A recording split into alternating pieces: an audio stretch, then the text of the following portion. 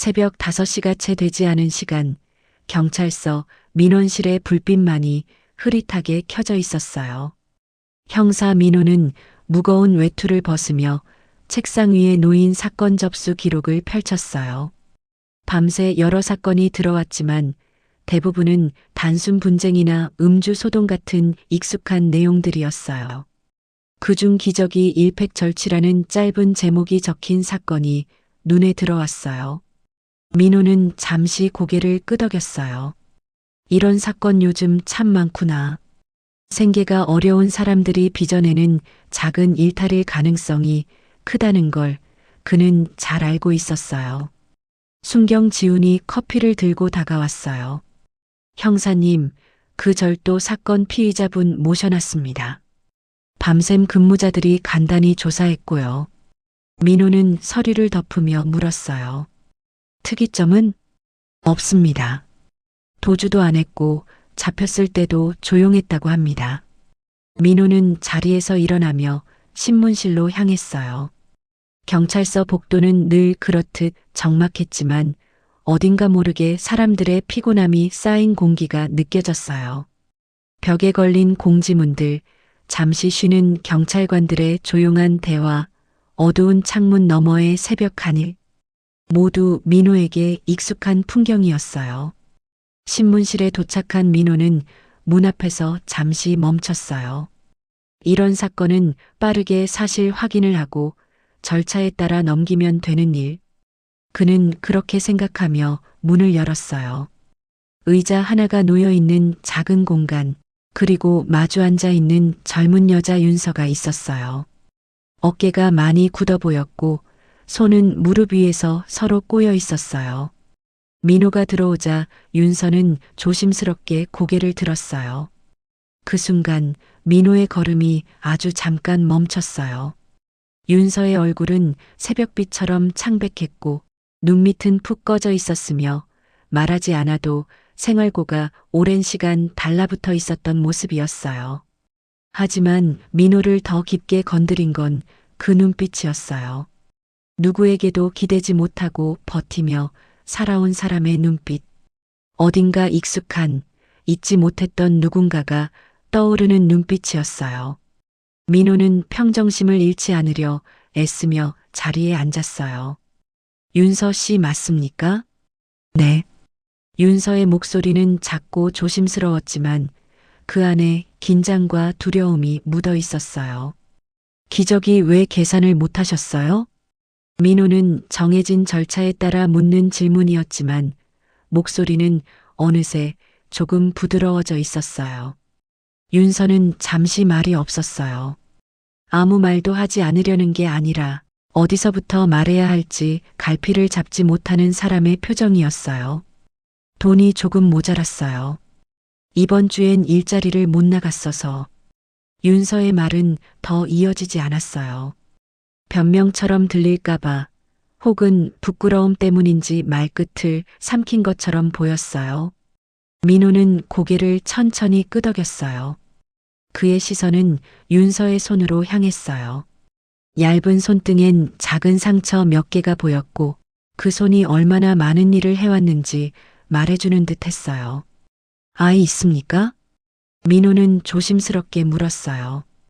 윤서는 잠시 눈을 감았다가 고개를 끄덕였어요. 네, 4달 됐어요. 그 대답을 들은 순간 민호의 가슴이 묘하게 저려왔어요. 그는 잠시 조서를 내려놓고 손가락을 맞잡았어요. 기저귀 한 팩. 어쩌면 누구는 쉽게 살 수 있는 그 물건 때문에 이 젊은 여자가 새벽 경찰서에 앉아 있는 것이다. 그리고 다시 윤서의 얼굴을 보자 민호는 이유를 설명하기 어려운 감정에 잠식되기 시작했어요. 얼굴의 윤곽, 눈빛의 깊이, 말없이 버티는 모습, 오래전에 집을 나간 동생 민지의 모습이 어렴풋하게 겹쳤어요. 민호는 마음을 다잡으려 자세를 고쳐 앉았지만 손끝이 미세하게 떨리는 건 감출 수 없었어요. 그 떨림을 느꼈는지 윤서가 조심스럽게 물었어요. 제가 큰일을 저지른 건가요? 그 말에 민호는 조서를 다시 들었지만 시선은 글자를 읽지 못하고 허공에 머물렀어요.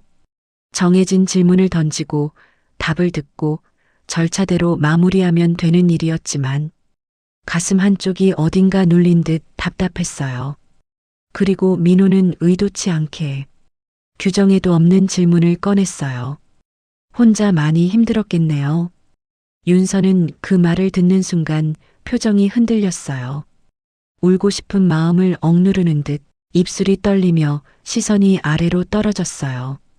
작은 신문실 안에서 둘 사이에 흐르는 공기는 조용했지만 어딘가 오래된 상처를 건드린 듯 깊은 울림이 자리하고 있었어요. 민호는 깨달았어요. 이 사건은 절대로 기저귀 한 팩이 전부가 아니라는 것을. 신문실의 공기가 조금 가라앉은 뒤 민호는 조용히 의자에서 일어나 문 밖으로 나갔어요. 조사관 데스크 근처의 프린터에는 밤새 출력된 서류 뭉치가 그대로 쌓여 있었고 그중 윤서의 신원 조회 자료가 방금 출력되어 나오는 소리가 들렸어요. 민호는 서류를 들고 천천히 넘겼어요. 거기에는 짧은 기간의 아르바이트 기록, 두세 달마다 바뀌는 주소지, 연락처 변경 내역이 반복되어 있었어요. 이동이 많았네. 민호는 혼잣말처럼 중얼거렸어요. 누군가 자리를 자주 옮긴다는 건 대부분 생활이 안정되지 않았다는 뜻이었거든요. 특히 아이를 키우는 사람이 이런 이동을 반복했다는 건 감당하기 쉽지 않은 상황들이 이어져 왔다는 뜻이기도 했어요. 지운 순경이 다가와 조심스럽게 말했어요. 형사님, 그분 많이 떨고 있더라고요. 아무래도 초범 같아요. 민호는 고개를 끄덕였어요. 응, 나도 그렇게 보여. 서류의 마지막 부분을 본 순간 민호의 손이 아주 잠깐 멈췄어요. 가족 없음, 동거인 없음. 문장 자체는 짧았지만 그 문장 안에는 윤서가 오랫동안 감당했을 삶의 무게가 그대로 담겨 있는 것처럼 느껴졌어요. 민호는 조용히 숨을 내쉬고 다시 신문실로 들어갔어요. 문이 닫히자 윤서는 놀란 듯 작은 움직임을 보였어요. 하지만 곧 시선을 떨구며 두 손을 꼭 모았어요. 민호는 그녀 앞에 앉으며 부드러운 목소리로 말했어요. 윤서 씨, 신원조회 결과는 확인했습니다. 몇 가지 더 여쭤볼게요. 윤서는 작게 고개를 끄덕였어요. 지금 누구와 살고 있다고 했죠? 아기랑 둘이요. 그 말에 민호는 다시 한번 마음이 먹먹해졌어요. 윤서의 목소리는 흔들리지 않으려 애쓰는 듯 평온했지만 그 안에 감춰진 외로움은 결코 가볍지 않았어요. 아기는 몇 달 됐습니까? 4달이요. 윤서는 말을 마치자 잠시 눈을 감았어요. 말을 꺼내는 것만으로도 큰 용기가 필요한 사람처럼 보였어요. 민호는 조서를 내려놓고 잠시 손을 모았어요. 그는 규정에 따라 질문을 이어가야 했지만 입안에서 자연스럽게 나온 건 조금 다른 말이었어요. 혼자 아이를 키우기 많이 힘들죠. 윤서는 대답하지 않았어요. 대신 숨이 아주 작게 떨리는 모습만 보였어요. 그 모습이 오히려 대답보다 더 많은 말을 쏟아내는 듯 했어요. 민호는 조심스럽게 말했다. 최근에 무슨 일 있었습니까? 일을 못 나갔다고 했죠? 윤서는 한동안 말이 없었어요. 그러다 조용히 입을 열었어요. 아기가 감기 때문에 며칠을 계속 울었어요. 병원에도 데려가고 싶었는데 휴가도 못 내고 월세도 밀려 있고 돌봐줄 사람도 없어서 일을 그만둘 수밖에 없었어요. 그녀의 말은 변명이 아니었어요. 누군가에게 이해받을 거라는 기대도 없는 그저 사실을 담담히 말하는 목소리였어요. 그러다 돈이 모자라서 기저귀를 사야 하는데 윤서는 말끝을 흐리며 입술을 꽉 깨물었어요. 순간 민호의 머릿속에 동생 민지의 얼굴이 스쳐 지나갔어요. 집을 나가던 날 작게 떨리던 그 손. 괜찮아. 나는 잘 살아볼게. 그 웃음 뒤에 숨어 있던 불안함. 그러나 민호는 그때 아무것도 해주지 못했어요. 그 상처는 세월이 흘러도 흐려지지 않았고 윤서를 마주한 지금 다시 그 상처가 조용히 흔들리고 있었어요. 민호는 목을 가다듬으며 말했다. 윤서 씨, 아이 아빠는? 윤서는 고개를 저었어요. 그 사람 떠났어요. 임신 알리고 얼마 뒤였어요. 그 말은 힘없이 흘러나왔지만 오랜 시간을 홀로 버텨온 사람만이 가진 아픔이 담겨 있었어요. 민호는 조서를 넘기다가 손가락이 잠시 멈췄어요. 윤서의 삶을 종합했을 때 이 절도 사건은 단지 기저귀 한 팩 문제가 아니라는 걸 그는 명확히 느꼈어요. 그리고 윤서가 잠시 머뭇거리며 말을 이었어요. 저 사실 오늘도 아기 두고 나왔어요. 혼자 잠들어 있을 거라 괜찮다고 스스로 계속 말하면서 왔어요. 그 말을 듣는 순간 민호는 속으로 무언가가 무너져 내리는 듯한 느낌을 받았어요. 아이를 혼자 두고 나온 젊은 엄마의 마음. 그 절박함을 이해할 수 없는 사람은 많지 않았을 거예요. 민호는 깊은 숨을 들이쉬었어요. 윤서 씨, 네. 도주 의도도 없었고 폭력성도 없었습니다. 그리고 지금 상황을 보니 당신이 위험한 사람은 아니에요. 윤서의 눈이 아주 약하게 흔들렸어요. 그 말에 안도한 듯 그러나 여전히 떨림을 감추지 못한 모습이었어요. 민호는 조용히 말을 이었어요. 하지만 지금 당신이 겪고 있는 상황은 스스로 해결하기엔 너무 벅차 보입니다. 그 말에는 윤서를 걱정하는 마음, 그리고 어쩌면 동생에게 하지 못한 말들이 겹쳐 담겨 있었어요. 신문실의 공기는 정적 속에서 조금씩 흐르고 있었어요. 민호는 조서를 덮으며 조용히 결심했어요. 이 사건을 단순히 기록 하나로 넘겨서는 안 되겠다고. 이 젊은 엄마가 감당해야 했던 삶의 무게를 그저 절도라는 네 글자로 정리할 수 없다는 걸 그는 이미 알고 있었어요. 신문실 문이 닫히자 민호는 한동안 그 자리에 서서 생각을 정리했어요. 책상 위에 놓인 조서와 신원조의 기록은 단순한 글자들의 나열이 아니라 한 사람이 지금까지 어떻게 살아왔는지를 담아내는 작은 흔적들이었어요. 그는 서류를 들고 복도로 나왔어요. 새벽 근무 중인 경찰관 둘이 바쁘게 서류를 옮기고 있었고 잠시 쉬고 있던 순경지훈은 민호가 다가오는 것을 보고 바로 일어났어요. 지훈 씨, 네 형사님. 윤서 씨 집 확인해야겠어요. 아이가 혼자 있다는 게 마음에 걸립니다. 지훈의 표정이 순간 굳어졌어요. 아이가 혼자라면 상황이 좋지 않을 수 있습니다. 바로 다녀오겠습니다. 민호는 고개를 끄덕이며 주소를 건넸어요.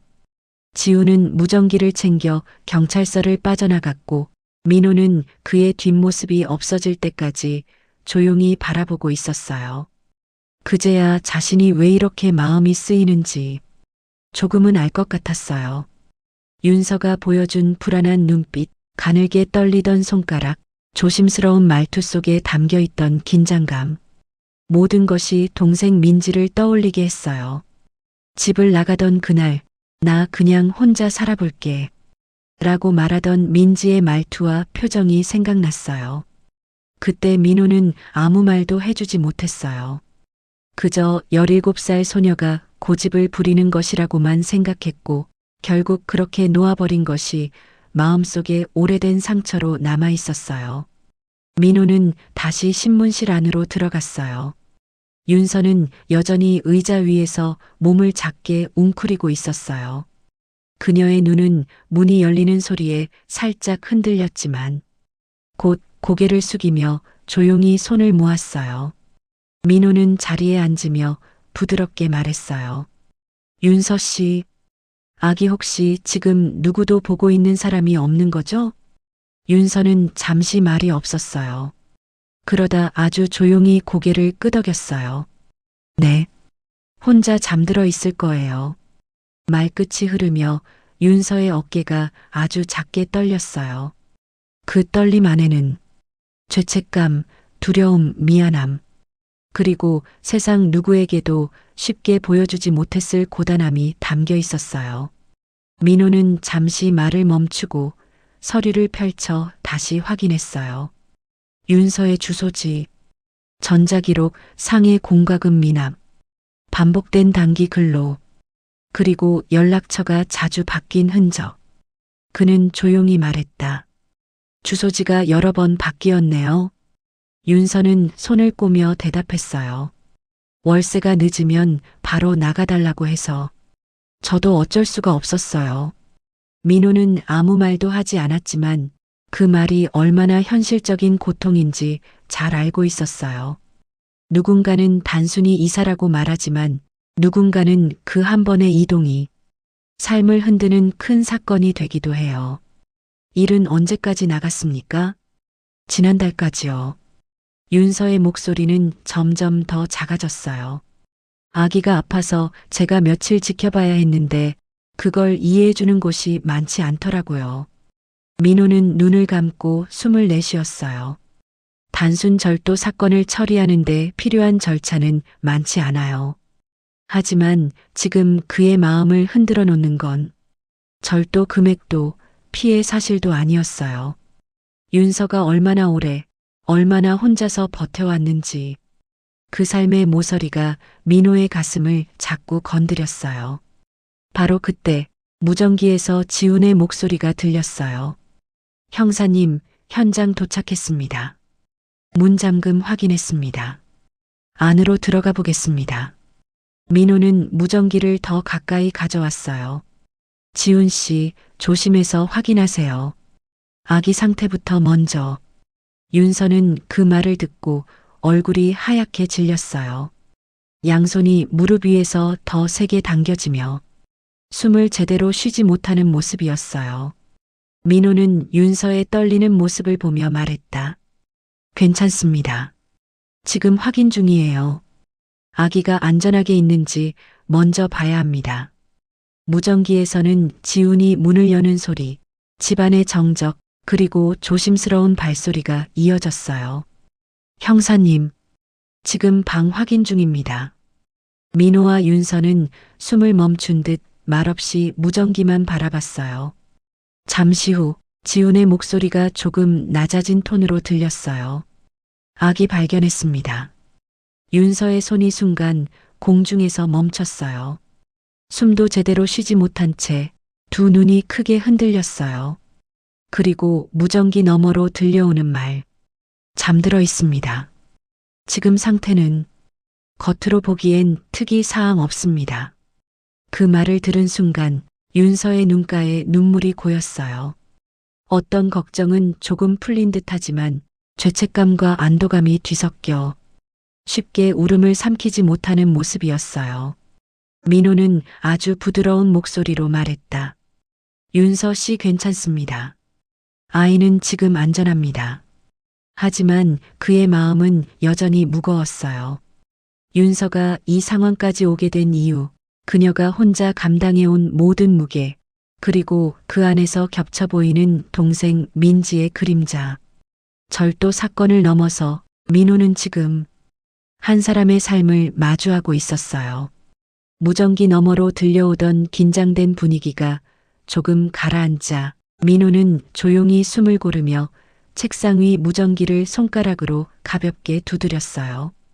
윤서는 여전히 신문실 한쪽에 앉아 있었지만 아기가 안전하다는 보고를 들은 뒤에도 표정은 좀처럼 풀리지 않았어요.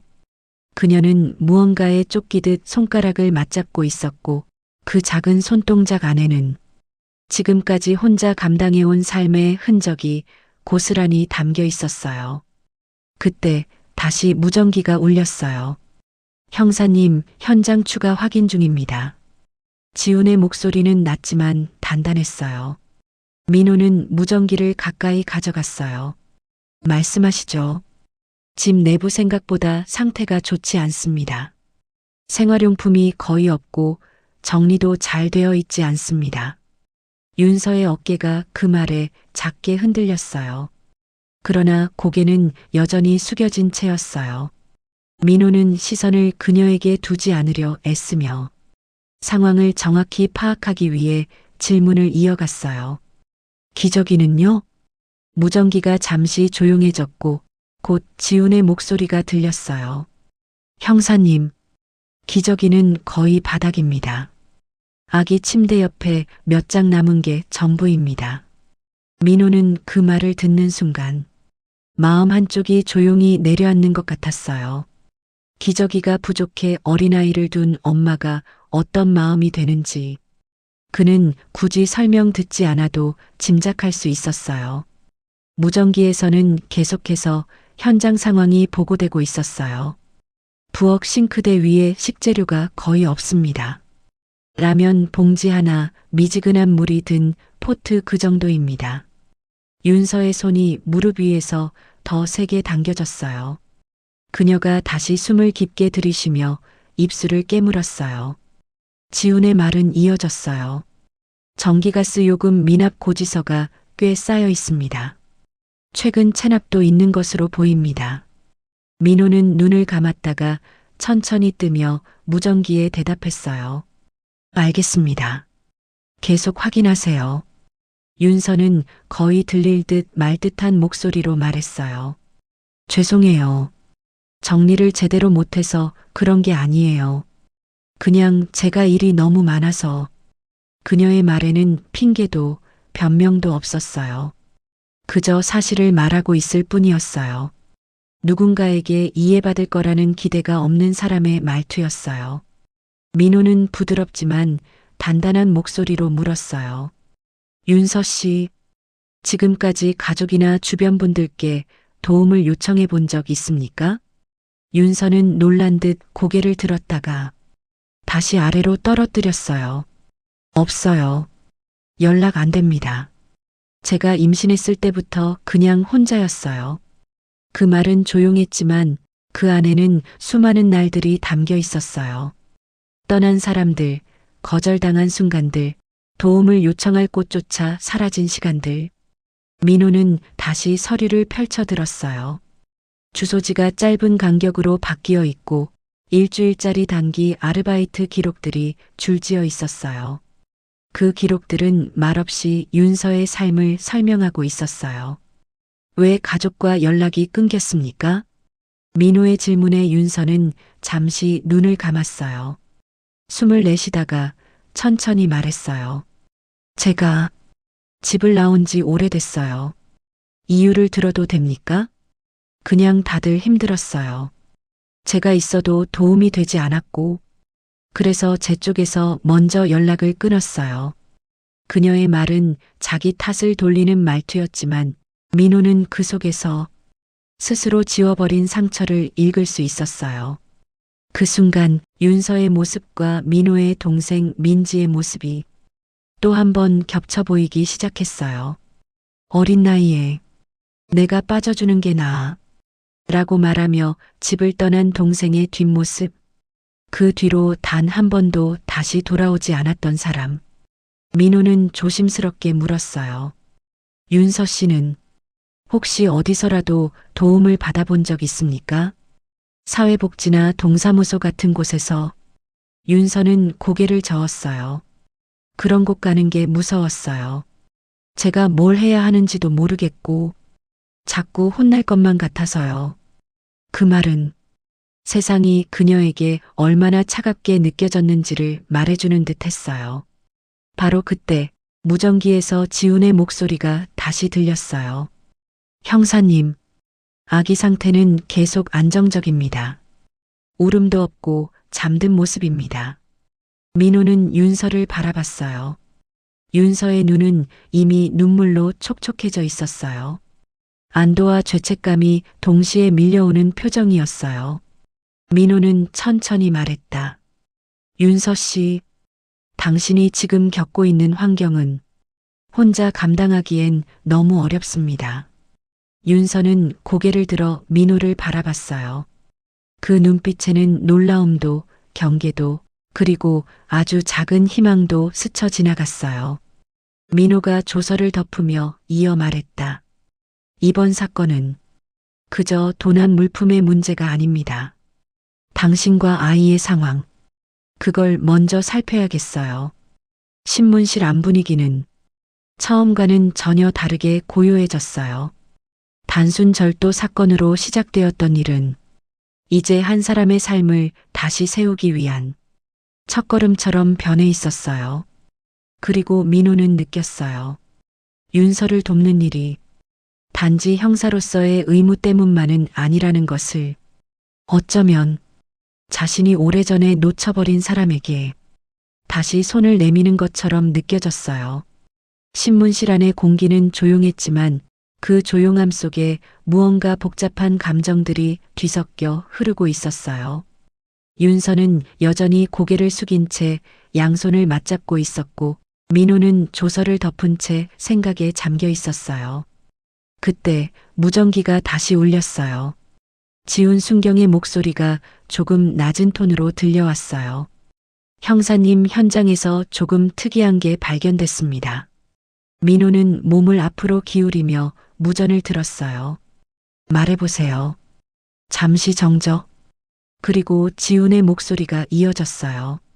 사진이 한 장 있었습니다. 테이블 아래 떨어져 있었는데 꽤 오래된 것 같습니다. 민호의 눈동자가 아주 작게 흔들렸어요. 윤서 씨 사진입니까? 네. 어린 시절로 보입니다. 가족과 함께 찍은 것으로 보이는데 사진 뒷면에 오래된 주소와 누군가 이름을 적어둔 흔적이 있습니다. 이 말을 듣는 순간 민호의 손끝이 미세하게 떨렸어요. 오래된 주소, 흐릿해진 사진, 그리고 무엇보다도 가족과 함께 찍은 사진이라는 말이 필요 이상으로 마음을 건드렸어요. 윤서는 무전기에서 흘러나오는 지훈의 보고를 듣는 순간 몸이 굳어버렸어요. 입술은 떨렸고 눈동자가 흔들렸어요. 민호는 그런 윤서를 조심스럽게 보며 물었어요. 윤서 씨, 어린 시절 사진집에 있었습니까? 윤서는 시선을 바닥에 박은 채 쉽게 말을 꺼내지 못했어요. 그 모습은 마치 오래 숨겨둔 상자를 누군가 갑자기 열어버린 사람처럼 보였어요. 잘 기억이 안 나요. 윤서는 작은 목소리로 말했지만 그 안에는 두려움과 망설임이 섞여 있었어요. 무전기 소리가 다시 이어졌어요. 형사님, 사진 속 아이 윤서 씨 맞는 것 같습니다. 근데 지훈의 목소리가 조금 망설이는 느낌을 보였어요. 옆에 있는 여자아이 표정이 흐릿하지만 누군가와 많이 닮았습니다. 민호는 숨을 잠시 멈췄어요. 누구와 닮았습니까? 지훈은 말끝을 고르며 조심스럽게 말했어요. 형사님 동생분, 민지 씨 어린 시절 사진과 조금 비슷한 느낌입니다. 순간 민호의 가슴이 조용히 내려앉는 듯 했어요. 신문실의 공기가 갑자기 무거워졌고 민호는 조서를 쥔 손을 천천히 내려놓았어요. 과장도 없었고 확신도 없는 이야기였어요. 하지만 그 말 한 줄이 민호의 마음속 오래된 문 하나를 다시 흔들어 버렸어요. 그는 천천히 윤서를 바라봤어요. 윤서 씨, 네. 사진 속에 혹시 누군가 더 있었습니까? 어린 시절 같이 지내던 누군가? 윤서는 얼굴을 들지 못한 채 숨을 삼키듯 들이켰어요. 있었어요. 그 목소리는 흔들렸고 오랜 시간 입 밖으로 꺼내지 않았던 이름을 떠올리는 듯 했어요. 누군데요? 민호의 목소리는 부드러웠지만 그 안에는 떨림이 감춰져 있었어요. 윤서는 입술을 깨물다가 작게 말했다. 언니요. 민호의 눈이 아주 천천히 흔들렸어요. 언니? 윤서는 조심스레 고개를 끄덕였어요. 네. 저보다 3살 많았어요. 근데 오래 못 있었어요. 어릴 때 집을 떠났어요. 그 말은 너무 익숙했어요. 너무 비슷했어요. 동생 민지가 내가 없어야 다들 편할 것 같아. 라고 말하고 집을 떠났던 그날과 민호는 숨을 들이쉬며 마음을 다잡으려 했어요. 하지만 얼굴에 드러나는 미세한 흔들림까지는 감출 수 없었어요. 지훈의 보고는 계속 이어졌어요. 형사님, 집안에서 발견된 생활용품을 정리하고 있습니다. 기저귀 부족, 식재료 거의 없음, 사용하던 컵이 깨진 채로 방치돼 있습니다. 그리고 전기가스 요금 미납 고지서가 다수 있습니다. 민호는 눈을 감았다가 천천히 떴어요. 네, 알겠습니다. 현장 계속 지켜보세요. 윤서는 그 말을 들으며 자신이 감춰두고 싶었던 현실이 그대로 드러나는 것 같아 숨을 제대로 쉬지 못했어요. 저 일부러 그런 게 아니에요. 일을 쉬게 되니까 그때부터 모든 게 한꺼번에 무너져서 목소리는 미안함과 두려움이 섞여 있었어요. 하지만 그 안에는 그동안 누구에게도 말하지 못한 마음이 담겨 있었어요. 민호는 조용히 고개를 끄덕였어요. 그는 윤서가 거짓을 말하고 있다는 느낌을 받지 않았어요. 오히려 너무 오래 혼자 버티느라 말을 잃어버린 사람처럼 보였어요. 윤서 씨, 민호는 조심스럽게 말을 꺼냈어요. 당신이 지금 어떤 상황인지 더 정확히 알아야 합니다. 그래야 도울 수 있어요. 윤서는 놀란 듯 눈을 들었어요. 그리고 그 순간 윤서가 고개를 들며 드러낸 표정 속에서 민호는 또 한 번 동생 민지의 어린 시절 모습이 겹쳐 보이는 걸 느꼈어요. 누군가에게 기대고 싶었지만 그러지 못해 혼자 버티던 표정, 무너질 듯 하면서도 버티려는 그 어딘가 처연한 눈빛. 민호는 마음속 깊은 곳에서 어떤 결심이 조용히 자리 잡는 걸 느꼈어요. 이 사건은 더 이상 절도 사건이 아니다. 그리고 윤서는 그냥 실수한 젊은 엄마가 아니다. 민호는 무전기를 들어 지훈에게 말했다. 지훈 씨, 돌아오면 사진 내가 직접 확인해 보겠습니다. 그 말 속에는 단순한 형사의 호기심이 아닌 오래된 상처와 새로운 연결이 겹쳐진 묵직한 감정이 담겨 있었어요. 지훈 순경이 경찰서 문을 밀고 들어온 건 해가 막 떠오르기 시작한 시간대였어요. 바쁜 출근 인파 소리가 멀리서 희미하게 들리고 있었지만 경찰서 내부는 아직 새벽의 공기를 머금은 듯 조용했어요.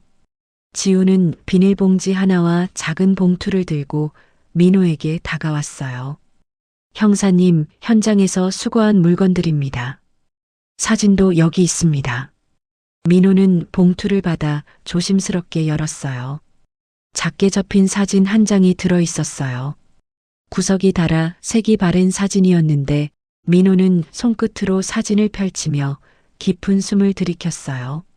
사진 속에는 어린 윤서로 보이는 아이와 그 옆에 서 있는 또 다른 여자아이가 있었어요. 둘 다 웃고 있었지만 사진은 오래된 듯 희미했고 표정의 선명함도 흐려져 있었어요. 하지만 민호는 그 사진을 보는 순간 몸 안 어딘가가 조용히 흔들리는 느낌을 받았어요. 그 아이, 윤서 옆에 있던 그 여자아이. 얼굴 윤곽, 눈의 모양, 어딘가 조심스러운 미소. 지금도 마음속에 깊이 남아있는 동생 민지의 어린 시절 사진과 놀라울 만큼 비슷했어요. 민호는 사진을 내려다보며 한동안 말이 없었어요. 지훈이 조심스럽게 말했다. 저도 형사님 사진 본 적 있어서 확신은 아니지만 비슷하다는 생각이 들었습니다. 민호는 천천히 고개를 끄덕였어요. 그래, 나도 그렇게 느꼈어. 그의 목소리는 평소보다 낮았고 어딘가 가라앉아 있었어요.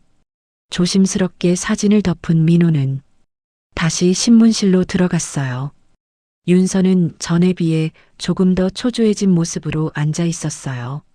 민호가 들어오는 소리에 고개를 들었지만 그 눈빛은 무언가를 잃은 사람처럼 불안하고 흔들려 있었어요.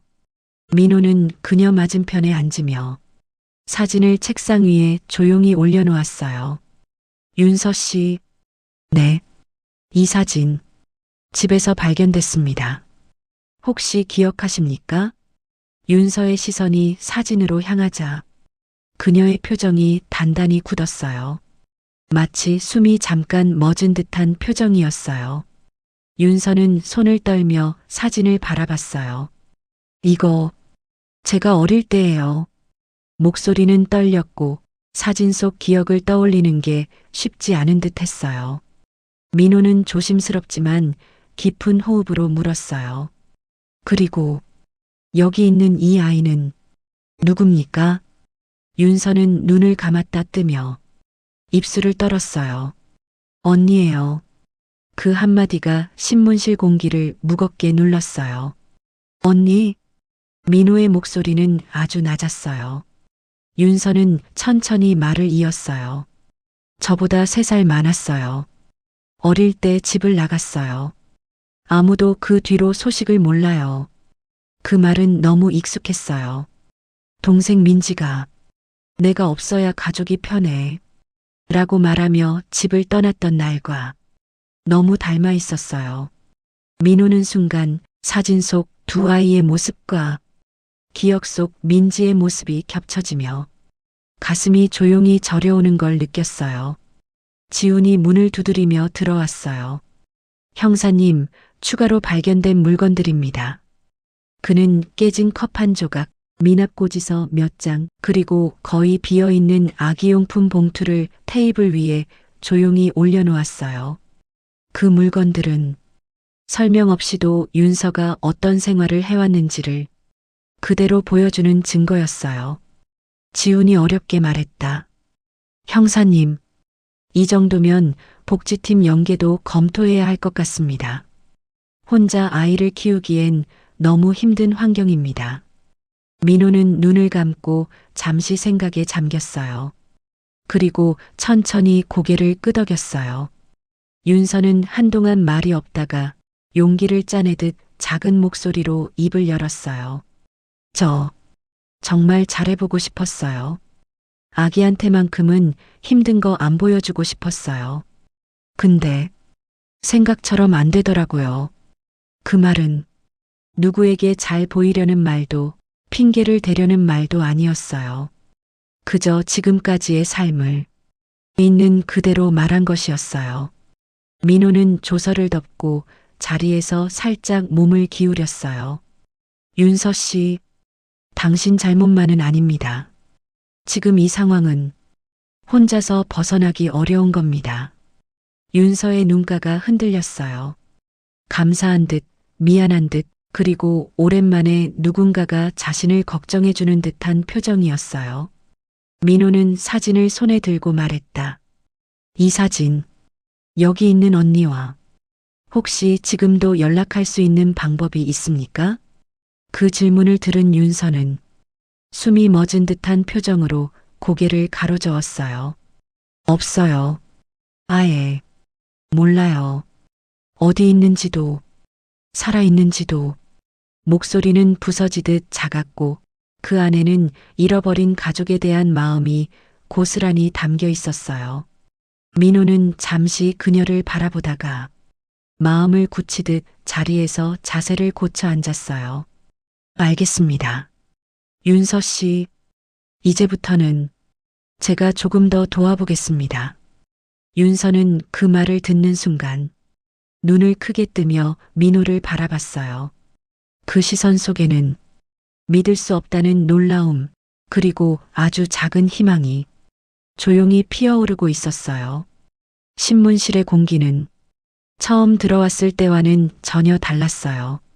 절도 사건으로 시작된 이 일은 이제 한 사람의 삶을 다시 세워야 하는 더 깊고 복잡한 이야기가 되어버렸어요. 그리고 민호는 깨달았어요. 이젠 사건을 해결하는 게 아니라 사람을 지켜야 하는 순간이라는 것을. 지우는 여러 장의 서류를 정리한 뒤 조금 무거운 표정으로 다가왔어요. 형사님, 사진 뒷면 주소 행정팀에서 확인 중입니다. 오래된 자료라 시간이 조금 걸린다고 하네요. 민호는 고개를 끄덕이며 사진을 다시 살폈어요. 바랜 사진 속 두 아이는 서로 손을 꼭 잡고 있었고 웃고 있지만 어딘가 조심스러운 표정이 남아 있었어요. 그 중에서도 윤서 옆에 서 있던 여자아이의 얼굴이 민호의 눈길을 자꾸 붙잡았어요. 얼굴선, 눈의 느낌, 조심스럽게 올라간 미소까지 오래전에 찍은 동생 민지의 어린 시절 사진이 겹쳐 보였어요. 민호는 알 수 없는 먹먹함을 느끼며 사진을 손끝으로 천천히 문질렀어요. 잠시 후 지훈이 급히 걸어와 무전기를 민호에게 내밀었어요. 형사님, 주소 확인됐습니다. 민호는 시선을 들었어요. 어떤 곳입니까? 지훈은 짧게 숨을 고르고 말했다. 지금은 아무도 살지 않는 지역이라고 합니다. 건물이 다 철거된 지 오래고 주민들도 다 다른 곳으로 떠났다고, 자료도 대부분 남아있지 않다고 하네요.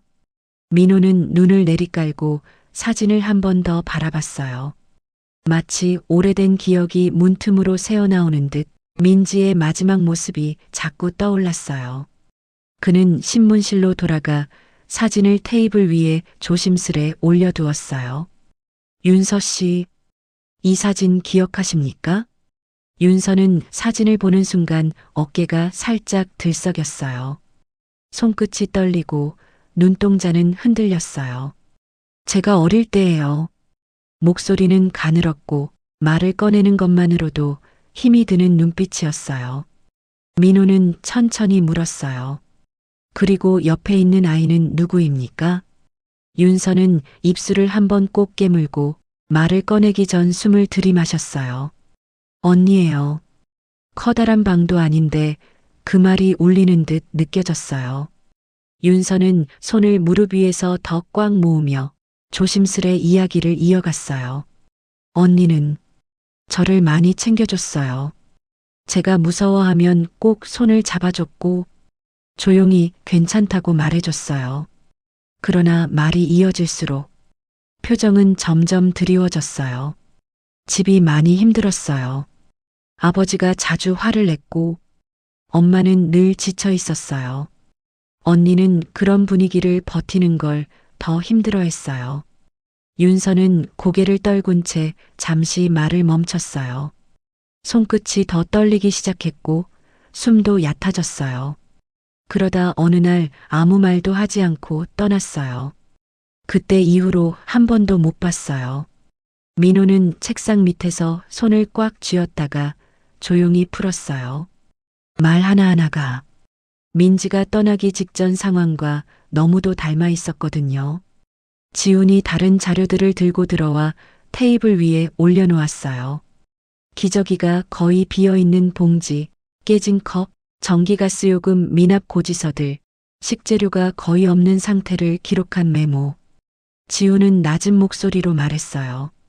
형사님, 이 정도면 복지 연계가 필요해 보입니다. 아이도 있고 생활 자체가 버티기 어려운 환경 같습니다. 윤서는 그 말을 듣는 순간 마치 들키고 싶지 않은 현실이 한꺼번에 드러난 것처럼 눈을 내리깔고 숨을 들이쉬었어요. 제가 잘해보려고 했어요. 정말 잘하고 싶었는데 자꾸 안 됐어요. 그 목소리엔 변명보다 오랫동안 혼자 버틴 사람만이 가진 고단함이 묻어 있었어요. 민호는 사진을 가만히 바라보다 윤서를 향해 조심스럽게 말했다. 윤서 씨, 언니가 떠나던 마지막 순간 혹시 기억하고 있는 장면이 있습니까? 윤서는 그 말을 듣고 잠시 멍하니 앉아 있었어요. 그러다 천천히 고개를 숙였고 손끝이 한번 크게 떨렸어요. 입술이 조금 벌어졌다가 닫히고 다시 열린 순간 말이 나오기 직전 신문실 안은 숨조차 쉽게 쉴 수 없을 만큼 조용해졌어요. 감정이 흘러넘치기 직전에 그 정적 속에서 윤서는 마침내 말을 꺼내려 하고 있었어요. 윤서는 사진을 바라본 채 한동안 말을 잇지 못했어요. 마치 오래 잠겨있던 물속에서 천천히 떠오르려는 기억을 붙잡고 있는 사람처럼 숨을 고르며 조용히 눈을 감았어요. 민호는 급하게 다그치지 않았어요. 그는 윤서가 지금 말하려는 것이 그동안 누구에게도 꺼내지 못했던 이야기라는 걸 표정만 보고도 알 수 있었어요. 잠시 후 윤서는 아주 작은 목소리로 입을 열었어요. 언니가 떠나던 날이 있어요. 그 말은 오래 닫혀있던 상자가 조심스럽게 열리는 소리처럼 들렸어요. 그날 집은 싸움이 많았어요. 아버지가 크게 소리 지르셨고 엄마는 울고 있었고 저는 방 한구석에 숨어 있었어요. 윤서의 손이 무릎 위에서 떨렸어요. 민호는 조용히 그녀가 말을 이어갈 시간을 기다렸어요. 언니는 제가 있는 방으로 들어와서 아무 말도 없이 제 손을 잡았어요. 민호의 심장이 순간 멈춘 듯 했어요. 그 모습이 너무 익숙했거든요. 민지가 떠나기 직전 자신의 손을 꼭 잡아주던 그날과 똑같았어요. 윤서는 떨림을 참으며 말을 이어갔어요. 언니가 저한테 이렇게 말했어요. 민호는 숨을 들이마시며 몸이 아주 자연스럽게 앞으로 기울었어요. 그가 가장 듣고 싶지만 동시에 듣기 두려운 순간이었어요. 내가 없어야 너라도 편해질 거야. 그 말이 떨어지는 순간 민호는 조용히 눈을 감았어요. 그리고 숨을 깊게 들이쉬며 흔들리는 심장을 눌렀어요. 그 문장은 동생 민지가 집을 떠나던 날 민호에게 남겼던 말과 한치도 틀리지 않았어요. 윤서는 눈을 내리깔며 말했다. 언니 표정이 정말 이상했어요.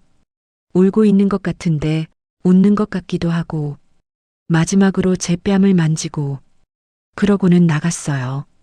윤서는 손으로 입을 가리며 숨을 크게 들이쉬었어요. 참아왔던 울음이 올라오는 듯 했어요. 그날 이후로 언니는 안 돌아왔어요.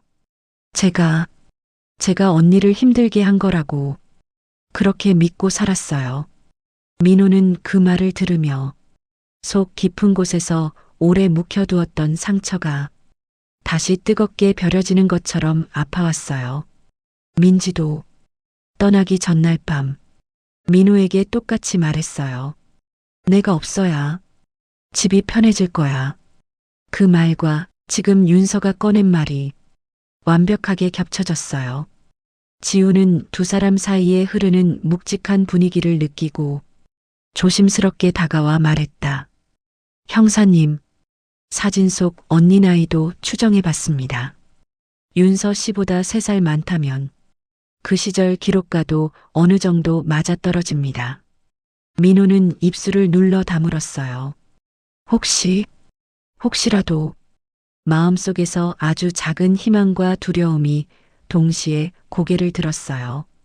윤서는 두 손을 꼭 잡은 채 조용히 숨을 골랐어요. 그리고 더 어려운 이야기를 꺼낼 준비를 하는 듯 얼굴을 숙였어요.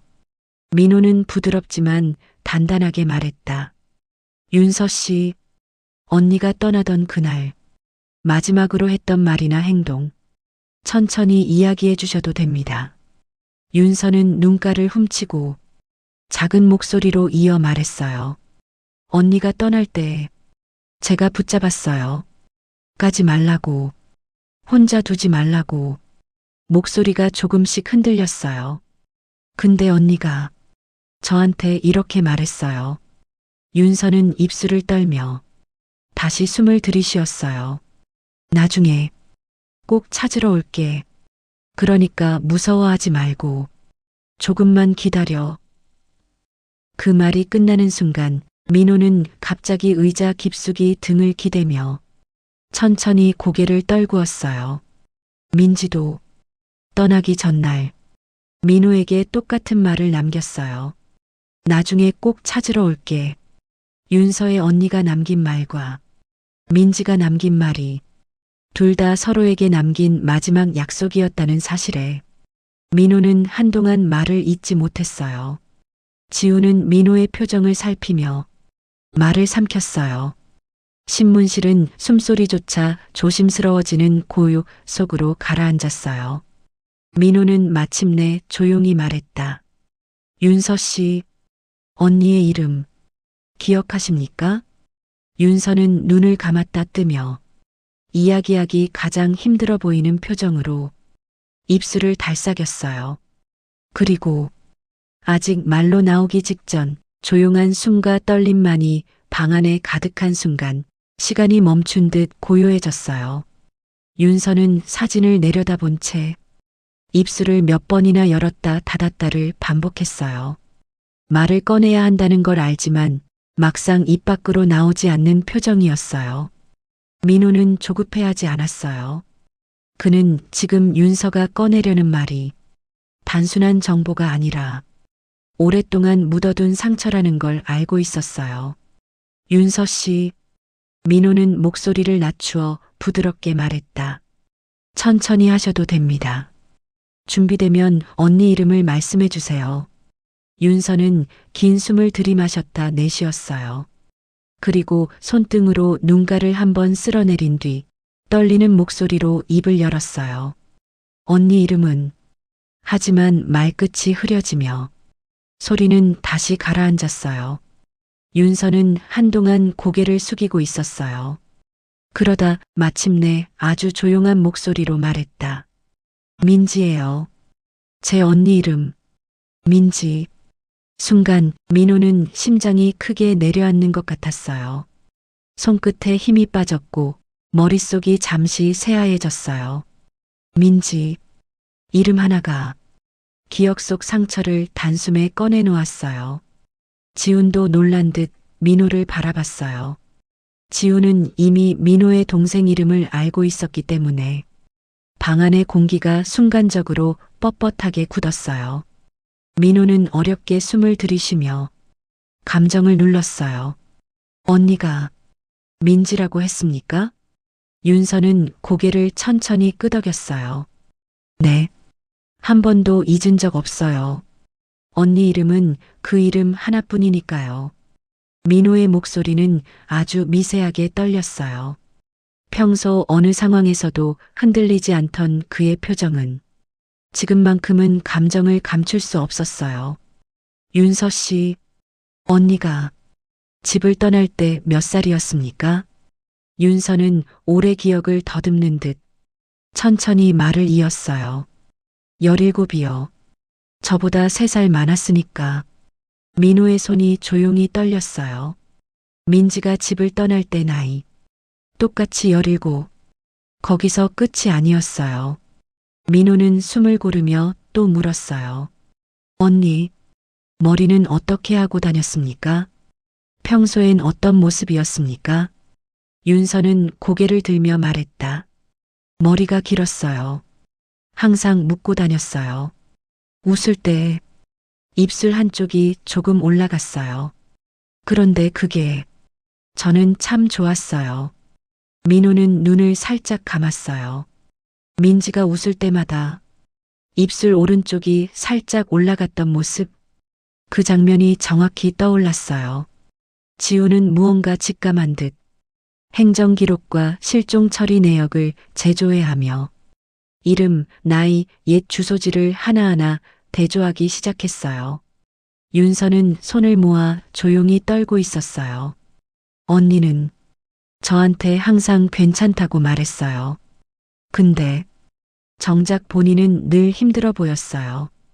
민호는 그 말을 듣고 아주 천천히 의자 등받이에 몸을 기댔어요. 언니가 떠나기 전 마지막으로 했던 말, 더 기억나는 게 있습니까? 윤서는 천천히 고개를 들었어요. 눈빛은 이미 붉게 젖어 있었어요. 저를 꼭 안아줬어요. 그리고 윤서의 목소리가 흐트러졌어요. 나중에 꼭 찾으러 올게. 그러니까 너무 울지 마. 그렇게 말했어요. 민호는 그 말을 듣는 순간 숨이 가쁜 듯 가슴을 누르며 고개를 떨궜어요.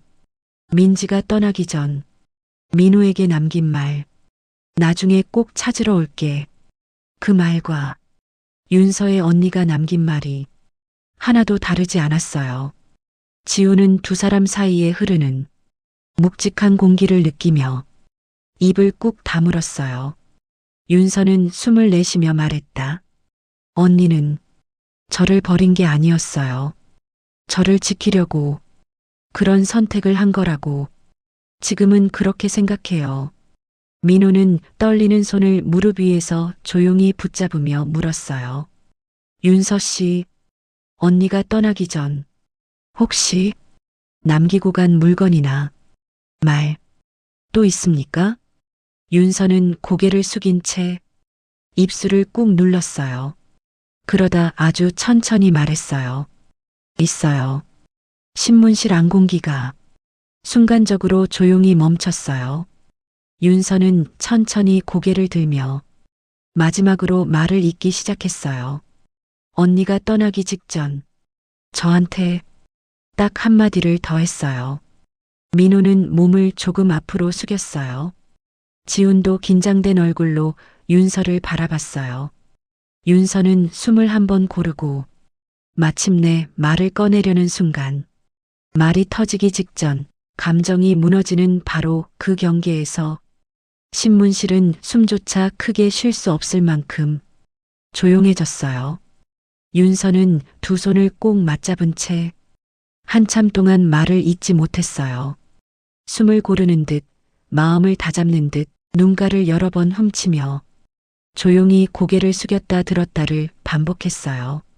민호는 어느 때보다도 조용히 그녀를 기다렸어요.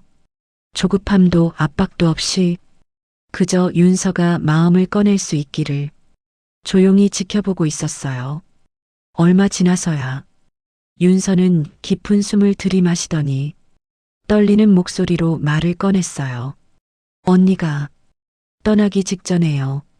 그 말만으로도 신문실 공기는 무겁게 가라앉았어요. 윤서는 손등을 꼭 쥔 채 말을 이어갔어요. 저를 꼭 안아줬어요.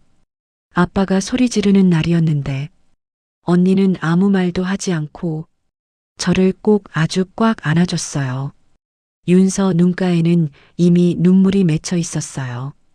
그리고 저한테 이렇게 말했어요. 민호의 손끝이 미세하게 떨렸어요. 그가 가장 두려워하면서도 가장 듣고 싶어 했던 말이 지금 윤서 입에서 흘러나오려 하고 있었어요. 윤서는 눈을 감고 천천히 조심스럽게 말을 꺼냈어요. 나중에 꼭 찾으러 올게. 그러니까 너무 울지 마. 그 문장이 끝나는 순간 민호는 숨을 깊게 들이쉬며 고개를 천천히 떨궜어요. 심장이 아프도록 뛰고 있었어요. 그 말은 민지가 집을 떠나던 날 민호에게 마지막으로 남겼던 말과 한 글자도 다르지 않았어요. 지훈도 그 말을 듣는 순간 입술을 앙다물며 고개를 숙였어요.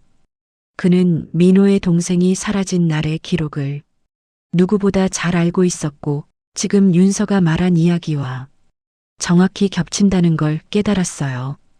민호는 떨리는 숨을 고르고 조심스럽게 물었어요. 윤서 씨, 언니는 떠나기 직전 혹시 무언가 남기고 간 게 있었습니까? 물건이든 말이든. 윤서는 긴 숨을 내쉬었다가 고개를 아주 천천히 끄덕였어요. 목걸이요. 민호의 시선이 살짝 흔들렸어요. 목걸이?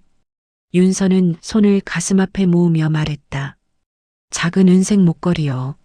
언니가 제가 올 때마다 손으로 잡고 만지작거리던 그 목걸이를 떠나기 전에 제 손에 쥐어줬어요. 민호의 손끝에 힘이 들어갔어요. 민지가 아끼던 작은 은목걸이. 가족들 중 누구에게도 보여준 적 없던 민지만 가지고 다니던 그것. 지훈도 놀라 눈을 크게 떴어요. 그는 실종 기록 속 메모를 떠올렸어요. 사라질 당시 은색 작은 펜던트를 착용하고 있었음. 민호는 조심스럽게 물었어요. 그 목걸이 지금도 가지고 있습니까? 윤서는 고개를 끄덕였어요. 네. 어릴 때는 늘 가지고 다녔어요. 지금은 집에 잘 보관해 두고 있어요. 민호는 숨을 한 번 내쉬고 자신도 모르게 의자 끝에 몸을 내밀었어요. 윤서 씨, 그 목걸이를 제가 직접 확인해도 되겠습니까? 윤서는 잠시 머뭇거리다가 다시 고개를 끄덕였어요. 네. 언니가 남긴 마지막 선물이니까 누구에게도 보여준 적 없는데 형사님께는 보여드릴게요. 지우는 바로 메모를 꺼내들며 말했다. 형사님, 절차 준비하겠습니다. 유전자 대조도 가능할 것 같습니다. 실종 기록과 비교하면 지훈이 말을 끝내기도 전에 민호는 손을 들어 조용히 그를 멈춰 세웠어요. 그의 눈은 윤서를 향해 있었어요. 그리고 아주 조심스럽고 어딘가 떨림이 섞인 목소리로 말했다. 윤서 씨. 윤서는 눈을 들었어요. 눈가에는 아직 눈물이 맺혀 있었지만 그 안에는 안도와 두려움, 기대가 섞여 있었어요. 민호는 천천히 말했어요. 당신 언니를 찾을 수 있을지도 모릅니다. 그 말은 오랫동안 얼어있던 공간에 조용히 따뜻한 온기가 스며드는 듯한 울림을 남겼어요. 윤서는 눈을 크게 뜨며 입술을 떨었어요. 정말 찾을 수 있어요? 민호는 힘겹게 숨을 들이마신 뒤 확신에 가까운 목소리로 말했다. 네, 지금부터 최선을 다해 찾겠습니다. 신문실 안공기는 처음과는 완전히 달라져 있었어요. 절도 사건으로 시작된 일이 어느새 한 가족의 잃어버린 시간, 숨겨진 진실을 찾아가는 마지막 여정이 되어 있었어요. 그리고 민호는 깨달았어요. 윤서의 언니를 찾는 일은 동시에 자신의 동생 민지를 다시 찾는 길이 될 수도 있다는 것을